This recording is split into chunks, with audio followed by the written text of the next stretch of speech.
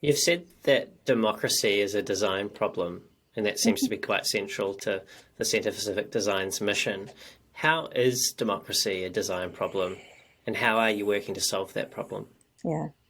Um, I think we've shifted on this over time. At first, we were like, there's just stuff, there's all this stuff, there's these ballots and these instructions and these websites and these campaign statements, and we could design them better. We could make a better experience. We could make it easier to register to vote by making a well-designed, app for registering to vote.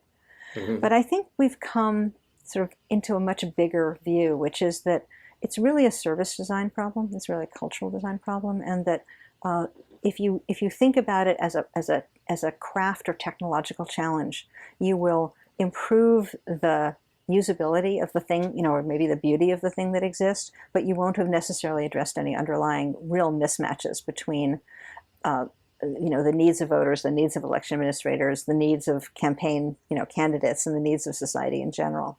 And Mm. um, I'm going to come back to diversity here, which is to say that there's a lovely slogan going around that I really adore, which is that democracy works for us all when it includes us all. Mm. And this is sort of obvious that if you have a democracy, you actually want everybody to vote. You want everybody to be part of it in some way. And so we've begun thinking about what are the things that keep people from participating, not necessarily because someone is trying to keep them from voting, but because the way voting is presented keeps them from voting.